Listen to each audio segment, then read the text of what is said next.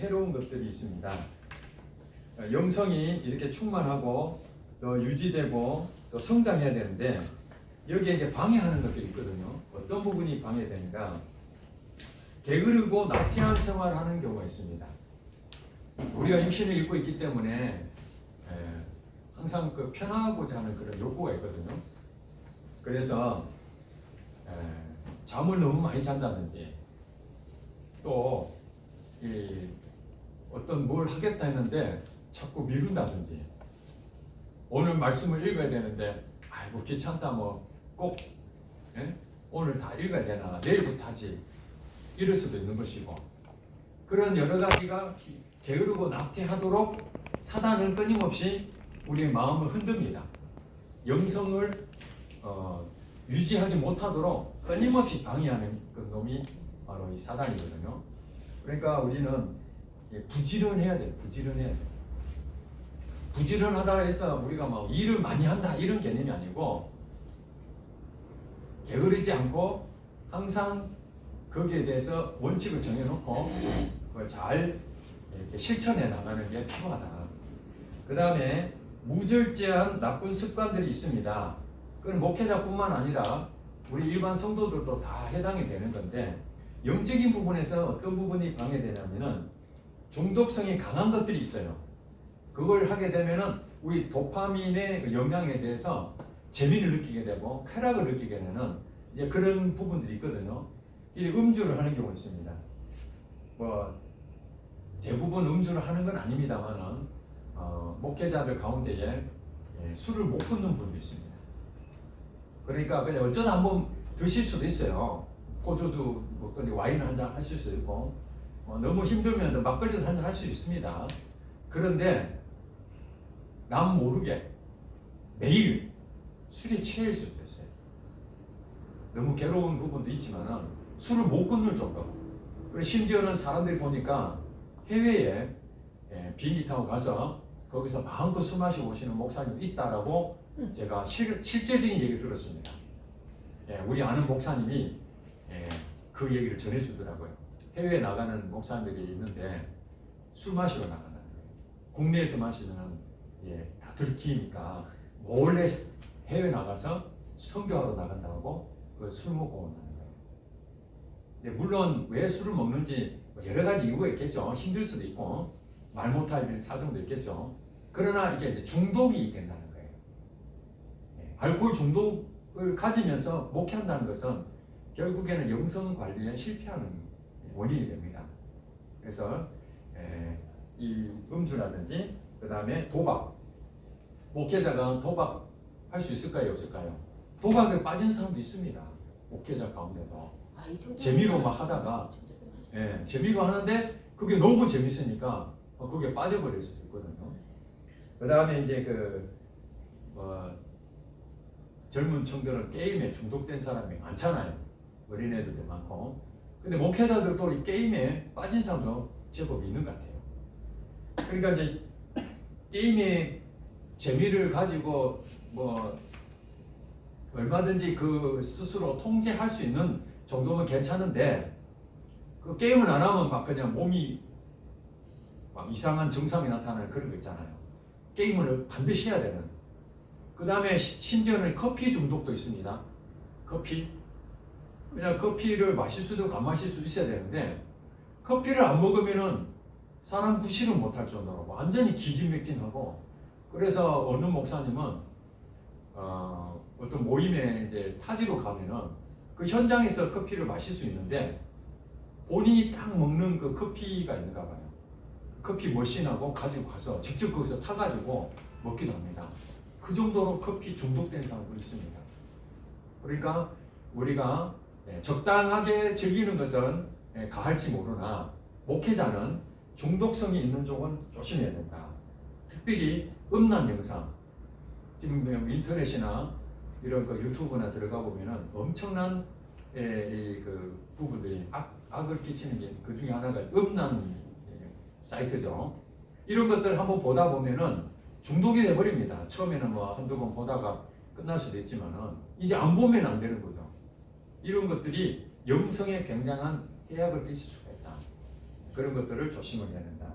그 다음에 드라마 같은 경우도 적당하게 즐기면 되는데 드라마에 빠져버리면 안 됩니다. 저도 드라마를 아예 안 보는 게 아니고 유튜브 통해서 보긴 합니다.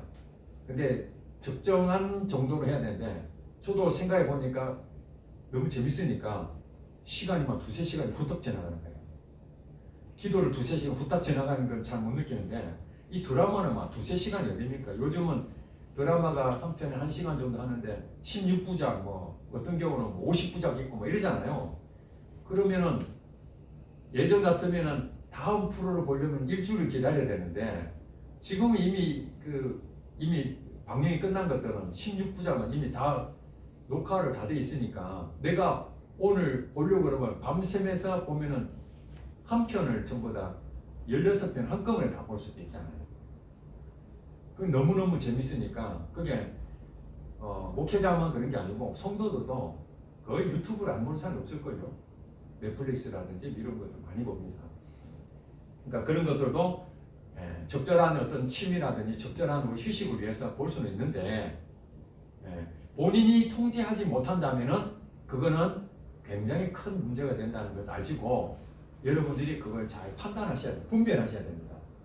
그 다음에 무분별한 시간 사용. 여러분들이 이제 목회하다 보면은 집중해야 될 게 있고 시간적인 부분들을 이렇게 이제 잘 활용해야 되는데 뭐 연합회도 참석하고 또 노예도 있지 시찰이 있지 뭐 여기저기 다니다 보면 그 다음에 이제 여러분 동문들도 있잖아요. 신학교 목사 동기들도 있고 뭐 여러 가지 이제 사회생활 하다 보면은 그런 모임이 있습니다.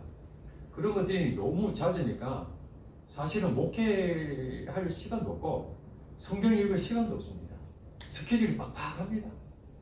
그렇게 바빠가지고는 영성의 관리를 할 수가 없습니다. 제가 가장 경계하는 것이 그겁니다. 절대 바쁘지 말자. 내 자신을 하나님이 나를 컨트롤할 수 있는 자유시간을 만들어야 되지 내가 내 자신도 컨트롤 못할 정도로 여기 불리고 저 불리고 막 도저히 뭐 어떻게 눈꽃 뜰 없이 바쁜 그래서 어떻게 말하면 일 중독자처럼 목회자가 엄청 바쁘고 그러면 대단하게 보이는데 그거 결국은 나중에 다 지나고 보면 별거 없습니다. 쓸데없는 짓을 했구나 그렇게 생각이 됩니다. 그러니까 바쁜 스케줄이나 많은 모임, 지나친 교제 등을 여러분들이 정말 이 부분이 유익하고 하나님이 꼭 이 모임을 참여해서 서로 필요하다는 것은 우리가 열심히 해야 되지만은 그렇지 않는 것들은 여러분이 다 우리가 말을 가지치기 하듯이 정리를 해야 됩니다. 그리고 어떤 사람들은 마음이 열어가지고 막 부탁하면 막 그냥 할 수밖에 없잖아요. 아이고 뭐 목사님 아니면 누가 합니까? 이거 하셔야죠. 그래서 총무도 끊어가지고 아이고 목사님 하셔야 되죠. 팀장 맡고 목사님 아니면 누가 합니까? 그래가지고 회장 맡고 그러다 보니까 이것저것 다 하고 있는 거예요. 그럼 언제 누구만 맡아나? 걔는 언제 키우노? 시간이 없는 시간이 없어. 사역은 많이 할지 모르지만은 그런 거 다 가지치기 해야 되는데 또 겸손한다고 나는 안 하려고 그랬는데 자꾸 시켜서 어쩔 수 없이 했다. 그 얘기는 제발 안 했으면 좋겠어요. 안 하면 안 하는 거지 뭐 시켜서 했다는 게 그게 말이 되는 얘기입니까? 강제적으로 해라고 됩니까? 그러면 친구가 화장실 가는데 니 내랑 같이 들어가자 하면 가겠습니까? 목욕하고 같이 하자면 갈 수는 있지만은 화장실에 같이 들어가는 사람 어디 있어요? 나쁜 짓거리 하는데 친구 가도 부탁해서 어쩔 수 없이 했다. 그게 됩니까? 안 되죠. 끌려간 자기 자신이 우유부단한 얘기는 안 하고 말이야. 어쩔 수 없이 했다. 이건 아니죠. 정말 어쩔 수 없이 하는 경우도 있습니다. 그렇죠? 자기는 전혀 계획이 없었는데 하나님이 강제적으로 그 일을 맡기셔서 할 수 있습니다. 근데 분별을 해야 되는 거예요. 그것을. 이게 하나님이 내게 맡겨주는 내가 원치는 않지만 하나님이 맡겨주셨구나 하는 것에서 하는 것하고 그냥 사람들이 당신 일 맡기려고 그냥 해라 그러니까 아이고 그래도 내가 하면은 성격적으로 거절을 못하니까 해놓고 너무 많아가지고 막 힘들어하고 지치고 그런 사람들이 꼭 하는 일이 뭔지 압니까? 내 다 끝나고 난 다음에 엄청 힘든 일 겪으면은 내 다시는 하나 봐라. 그렇게 하잖아요. 괜히 맡아가지고 엄청 힘드니까 내 다시는 안 한다. 상처받아 버리는 거예요. 그래서는 안 되는 거죠. 그러니까 적절하게 분별하시고 기도하시고 하나님 제가 이 모임에 꼭 들어가야 될 이유가 있습니까? 하나님께서 들어가라. 그러면은 시간을 주실 것이고 또 거기에 대해서 어느 정도 하다가 이제는 그만해도 된다. 그럼 나오셔야 되는 것이고 아니면 하나님 계속 해라 하면은 내가 나오고 싶어도 계속 해야 되는 것이고 근데 자기가 생각해가지고 자기가 뭐 하고 싶으면 하고 자기가 하기 싫으면 안 하고 자기 인간적인 생각하는 사람이 굉장히 많아요. 성령은 인도를 받지 않으니까 잘못되는 것이죠. 그리고 한쪽으로 치우친 가치관이 영성의 장애물입니다. 정치 성향이 나타나는 경우 그것을 성도들 앞에서 자기 정치적인 성향을 막 주장하고 그렇게 되면은 그 일로 인해 가지고 상처받는 사람이 막 생기게 되거든요. 그래서 정치 성향을 가지는 것은 필요할 수도 있겠죠. 그러나 그것을 절대적인 가치로 생각하면 안 됩니다. 우리는 하나님이 중심이지 이 세상이 막 그냥 잘 살고 이 세상이 놀랍게 그냥 뭐 발전하고 이걸 우리는 목표가 생기는 게 아니잖아요. 이거는 하나님께서 하실 일이지 내가 하는 일이 아니잖아요. 그런데 자기가 정치에 막 가서 이 나라 이 민족이 완전히 새롭게 변화되는데 이 한 몸 다 바치겠다. 그럼 목사를 왜 합니까? 그러면 목사 하지 말지. 목사로 불렀으면은 목회를 하라는 거잖아요. 그게 주잖아요. 정치의 성향은 있을 수 있지만은 그것을 드러내고 말이에요. 거꾸로 어떤 사람 거꾸로 해요. 자기 정치 성향을 위해서 목사가 되고 있어요. 얼마나 부끄러운 일입니까? 그 사람이 말 한마디 하는 것이 많은 사람들이 영향을 끼치는데 목사라는 그 한마디 때문에 온 목사들이 전부 다 그 사람 때문에 욕을 얻어먹고 그런 일이 생길 수 있잖아요. 그래요. 그러니까 자기가 말하고 있는 걸 자기가 생각하는 것이 옳을 수 있지만은 정당할 수 있지만은 그 자기의 그 목사라는 타이틀이 있다는 것도 생각을 해야 되는 거예요. 그 사람이 말 한마디가 많은 사람이 어떤 영향을 미치는지 그걸 생각을 해야 되죠. 만약에 자기가 목사가 아니라면은 이 사람이 어떤 얘기 하더라도 목사 얘기는 안 할 거 아니에요. 그 박근혜 대통령이 그 이렇게 관계를 맺었던 최태민이라는 사람 있잖아요. 최순실 아버지. 최태민이가 뭐라고 됩니까? 최태민이 목사를 하잖아요. 어디서 안수 받았는지, 누가 안수를 줬는지, 주기는 줬는지. 옛날에 그냥 막 돈 좀 쓰고 이러면 막 그냥 안수 주고 그랬던 것 같아. 그러면 방송에 나오는데 최태민 이러는데 뭐 최태민 목사가 이래 되니까 언론에 떠들으니까 사람들이 어떻게 생각해요? 최태민이가 목사라고 생각하잖아요. 그 목사라는 사람이 그런 나쁜 짓거리도 하나 이러면서 모든 사람의 목사인 사람도 명예가 실추가 되고 목사는 누굽니까? 하나님의 종인데 하나님도 욕 얻어먹잖아요. 그러니까 그 사람 때문에 하나님 욕 얻어먹어요. 그래서 안수 받는 것도 중요하지만 안수 주는 것도 중요한 거예요. 함부로 안수를 주고 함부로 그 사람 인격도 안 되는데 그냥 뭐 자격증 따듯이 좀 공부해가지고 우리가 막 자격증 따고 가서 목회를 하는데 사기를 치고 대전에 어느 모 교회는 뭐 코인 투자를 뭐 성도들한테 해가지고 또 목사님도 돈 날리고 뭐 성도들도 돈 막 날려가지고 뭐 무슨 방송에만 나오더라고. 모자이크 해가지고 나는 그 목사님 얼굴 좀 보고 싶어. 목회를 왜 하느냐고. 그러면 코인 투자 전문적으로 나가서 하든지 성도들은 전부 다 코인 투자 해가지고 목적이 뭐냐면 하나님께서 주시는 물질의 복을 받아서 성격하고 교회를 짓고 크게 하나님 복을 받아야 된다. 그 코인 투자를 하라 하는 게 이게 말이나 되는 얘기입니까? 그 사람들 때문에 목사라는 얘기가 요거도 먹고 있고 성추행하고 목사. 난 그런 얘기 들으면은 내가 아니라 할지라도 내가 부끄럽잖아 내가. 왜냐하면 하나님의 이름을 걸고 지위를 받았으면은 그 전에 어떻게 살았든지 간에 목사라는 타이틀 딱 받는 순간 여러분 안수 받으면 그 다음 어떻게 된지 아십니까? 공인입니다. 공인. 어디 가더라도 여러분 이제 지금은 권땡땡 전도사님이지만은 목사 안수 딱 받는 순간에 아무리 나 지금 목회 안 하는데요. 그 목사님이셨군요. 딱 벌써 보는 자세가 다릅니다. 왜? 목사라는 그 타이틀이 이미 하나님의 종이라는 것을 딱 가지고 있잖아요. 그러니 우리는 어떻게 됩니까? 꼼짝 마라. 주님 앞에 엎드려야 되는 거예요. 영성 관리를 안 하면은 그만하는 거예요. 근데 반대로 생각하면 야, 이렇게 힘든 걸 왜 하나님은 목회자 불러가지고 자유가 없고 사람도 눈치 봐야 되고 아이 왜 이렇게 힘드냐는데 여러분 하늘의 상급을 만약에 목회자한테 준다면은 그거 마다할 사람 누가 있겠어요? 이런 상황에서 내같이 부족한 자를 목사라는 것을 부르시고 인격을 만드시고 그렇게 해서 마지막까지 정직하고 온유하고 겸손하고 절제하고 목회자 때문에 내 마음대로 살 수 있는데 하나님이 이쪽으로 해서 바르게 세워가지고 그래서 하나님의 영광이 되고 하나님이 주신 그 상급을 영원토록 받는 것이 내게 주어졌다면 할만하잖아요. 대통령도 그만두니까 낙동강 오리알처럼 권력이 떨어지니까 완전히 사람 취급도 안 하고 지금 이미 감옥에 가 있는 그분 얼굴 한번 보세요. 대통령 했을 때 얼굴과 감옥에 들어가 있는 그 얼굴 한번 보세요. 내가 정말 불쌍해서 못 보겠더라고.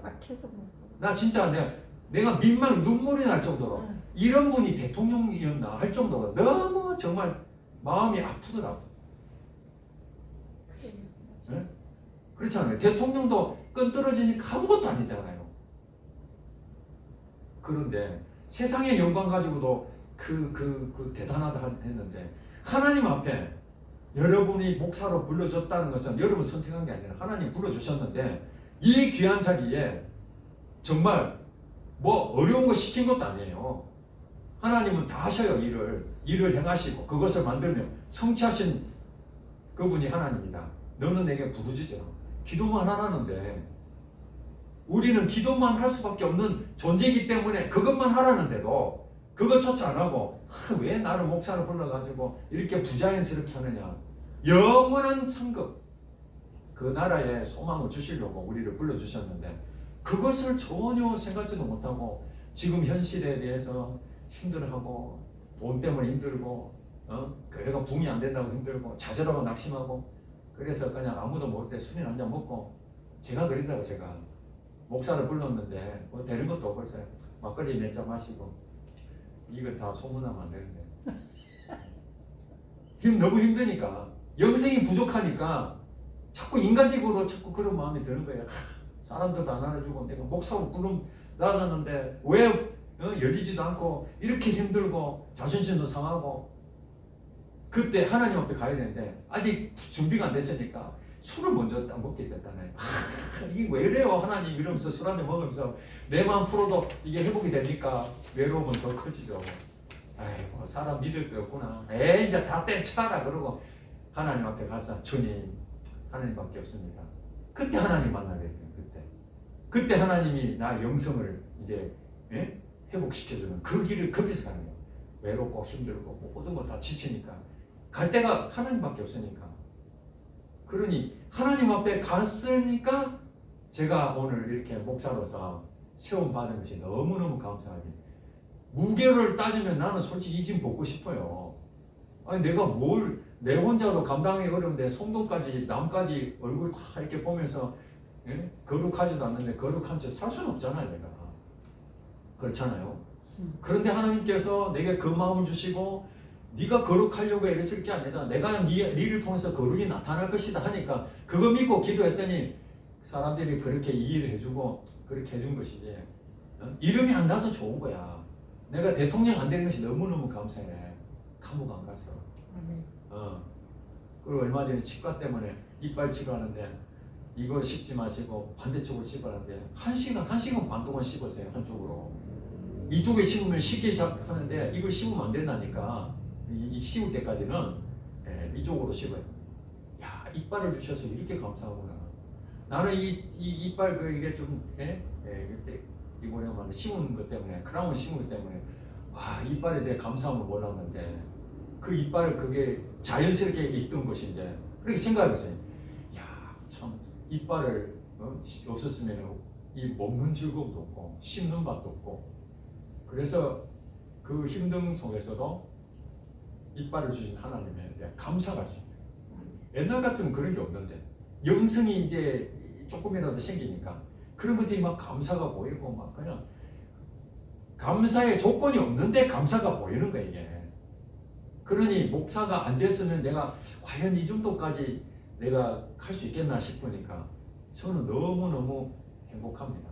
목사라 부르시면 너무 물론 짐은 있죠. 그 짐을 벗고 싶지만은 그 짐을 씌워준 것이 내게 말할 수 없는 하나님 영광이 되고 내게 상급을 주는 길이라는 걸 생각하니까 이 목회자야말로 얼마나 큰 영광인지 얼마나 큰 죄인지 그걸 저는 깊이 생각했습니다.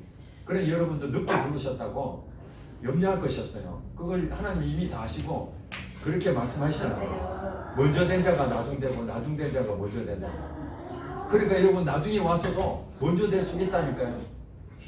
늦게 왔다고 아이고 내가 이제 나이가 몇 살인데 그렇게 생각할 필요가 없어요. 하나님은 얼마든지 하실 수 있다는 거예요. 그리고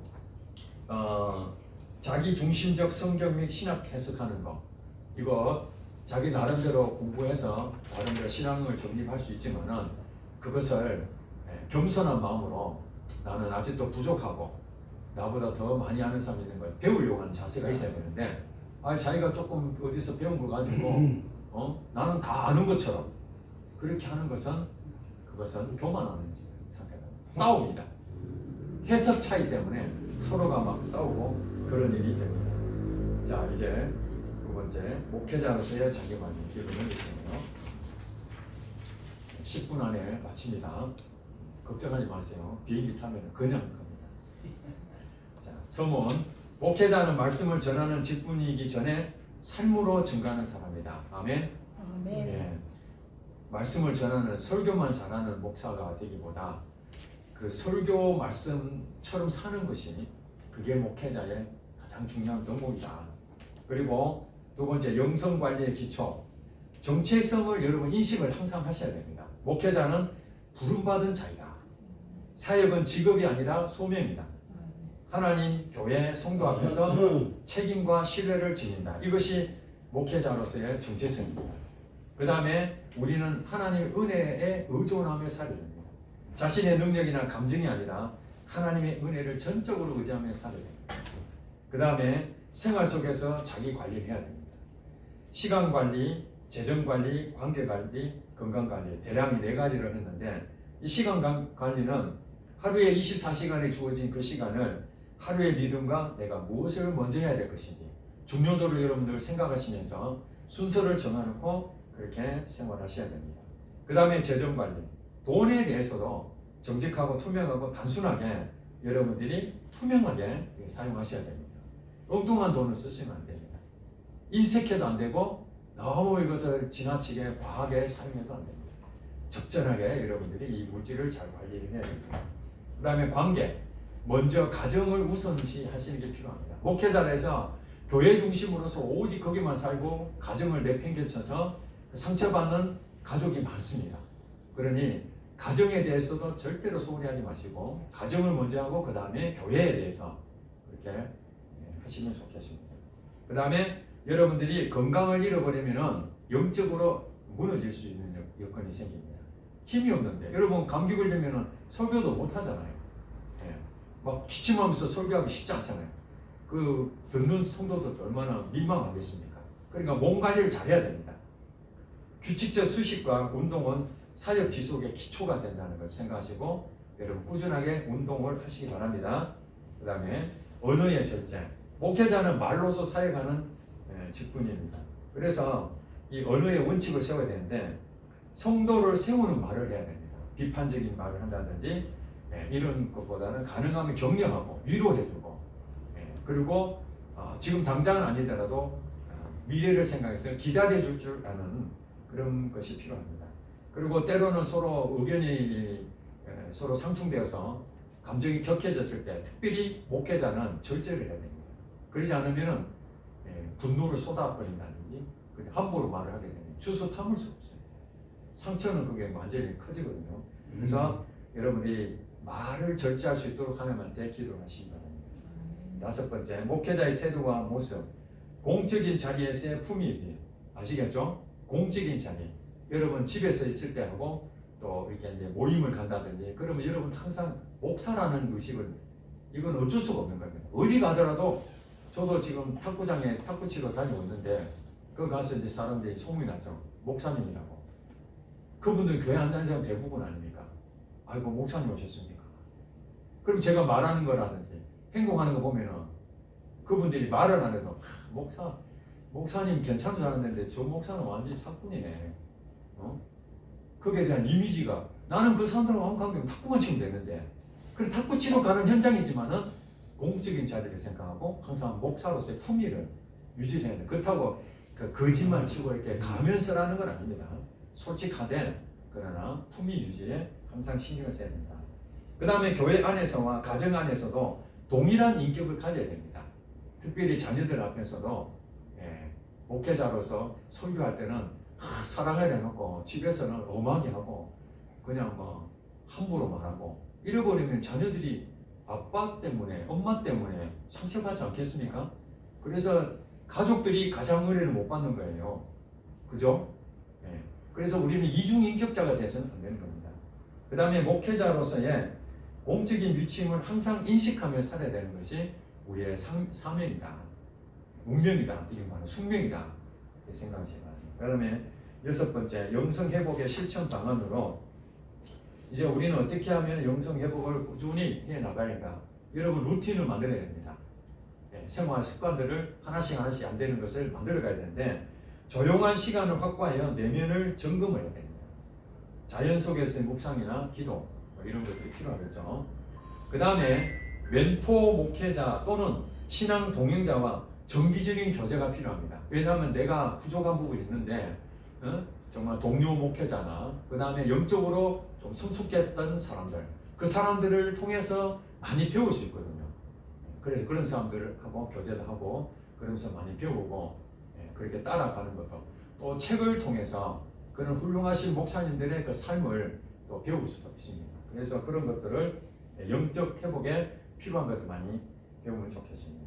그 다음에 규칙적인 휴식과 쉼이 필요한데 우리 목회자는 대부분 월요일 날이 정휴무처럼 주일 지나고 월요일 날 주로 쉬잖아요.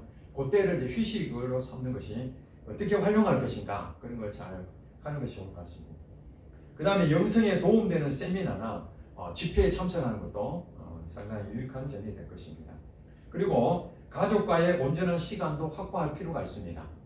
때로는 아내와 또 남편과 함께 우리 가까운 데라도 힐링할 수 있는 시간을 갖고 이렇게 가족들과 같이 휴가도 가고 이런 것들도 소중한 시간들이고 힐링하는 시간이라고 생각이 듭니다. 그 다음에 개인적으로 재충전의 시간을 항상 확보하시기 바랍니다.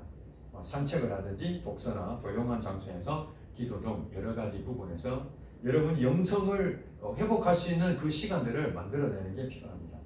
그 다음에 사역이 무겁게 느껴질 때는 즉시 안식과 점검을 하시기 바랍니다. 저도 어떤 일이 생길 때마다 항상 점검을 합니다. 하나님 내가 지금 하고 있는 일이 정상적으로 하고 있습니까? 하나님 내가 목회하고 있는데 우리 교회에 하고 있는 부분에 혹시 내가 잘못하고 있는 건 없습니까? 잘못 판단하고 있는 건 없습니까? 이것을 늘 이렇게 점검을 해보고 수정하고 또 내가 영성에 뭔가 혹시 나태하고 있는 건 없는가? 중독을 하고 있는 건 없는가? 여기서 이탈되는 건 없는가? 이것을 늘 점검하듯이 그게 이제 필요하다는 것입니다. 그래서 우리에게는 목회자 자기 점검표가 있었으면 좋겠습니다. 물론 없어도 잘하고 있으면 이거 필요가 없겠지만은 만약에 자기가 목표가 제대로 안 되면은 점검표를 작성하는 게 좋겠죠. 자, 말씀 묵상 시간을 지켰는가? 기도의 깊이는 유지되고 있는가? 설교가 아닌 하나님을 먼저 구하고 있는가? 성도를 사랑하는 마음이 약해지지 않았는가? 피로하고 감정적이고 영적인 침체의 증후는 없는가? 기타 등등 여러 가지 여러분들이 점검해야 될 그런 것들을 확인해서 살펴야 될 것입니다. 마지막입니다. 결론입니다. 자, 이제 목회자로서 영성 관리에 대해서 마지막 몇 가지 결론을 내립니다. 자, 영성은 한 번에 만들어지는 것이 아니라 매일 새롭게 세워지는 것이다. 조금씩 반복해서 그 습관을 따라서 따라가다 보면은 여러분은 단단한 영성의 사람이 되어질 것입니다. 완벽하진 않습니다. 이 세상 끝날 때까지 계속해서 자라가는데 힘쓰시기 바랍니다. 목회자는 완전한 존재가 아니라 하나님께 계속 의지하는 사람입니다. 우리 믿음으로 계속해서 하나님을 의지하고 친밀한 나눔을 통해서 걸어가야 절대로 자로나 우러나 치우치지 아니할 것입니다. 그리고 하루 한 걸음씩 주님 안에서 충실히 걷는 것이 목회의 핵심입니다. 100m 달리기 하는 것처럼 목회하는 것이 아니라 마라톤 하는 것처럼 장기적으로 지금부터 쭉 꾸준하게 한 스텝 한 스텝 이렇게 나가시기 바랍니다. 처음부터 막 그냥 어떤 목표를 너무 크게 잡아가지고 단번에 그냥 3년 안에 1000명 모으겠다 이런 개념을 잡아버리면 탈진하고 지칠 수도 있습니다. 그러니까 천천히 이렇게 하시면 좋겠습니다. 그 다음에 목회자의 영성은 교회의 영적 건강에 직접적으로 연결된다는 것을 항상 명심하시기 바랍니다. 신학생 시절부터 말씀, 기도, 인격, 절제, 겸손의 훈련을 지속적으로 실천하는 것이 중요하다. 아시겠죠? 지금부터 여러분들은 이 훈련을 계속 준비를 해 나가시기 바랍니다. 영과 혼과 육이 온전히 보존되기를 힘쓰시기 바랍니다. 균형 잡혀 있는 것이 필요합니다. 너무 영적인 것을 해서 완전히 밥도 굶고 가족도 팽개치고 기도원에 가서 사는 사람들, 그죠? 1년 12달 거기만 쫓아다니는 그게 영적인 게 아닙니다. 그래서 또 마음이 그냥 피폐해지고 정신적인 공황 상태 왔는데 완전히 그냥 교회만 붙잡고 막 일 열심히 하는 사람 있습니다. 공황장애도 막 겪고 막 엄청난 그런 힘든 상황이 있는데 그렇게 되면 한쪽으로 기울어지는 거거든요. 마음도 살펴야 됩니다. 충분한 주식이 필요하고 상처받는 것도 치료하시고 육신적으로도 이렇게 건강을 유지하시도록 영과 혼과 육이 균형이 잡혀 있도록 그렇게 관리를 하신다면은 여러분 목회 현장에서 지치지 아니하고 마지막까지 은퇴할 때까지 하나님 은혜 가운데 마무리 잘 할 수 있을 것입니다. 이상입니다. 수고하셨습니다. 질문 있습니까? 제가 질문 있냐 그러면 대부분 질문 안 합니다. 몰라서 안 할 수도 있고 다 알기 때문에 안 하는 거죠. 그죠? 기도하겠습니다. 하나님 아버지 감사합니다. 우리 목회자로서 갖춰야 될 영적인 부분들을 우리가 소홀히 하지 아니하고 이것을 조금씩 준비하여서 목회 현장에서 하나님의 마음을 증거하는 우리 모든 우리 신앙생 되게 하여 주시옵소서. 감사하며 예수님 이름으로 기도드립니다. 아멘.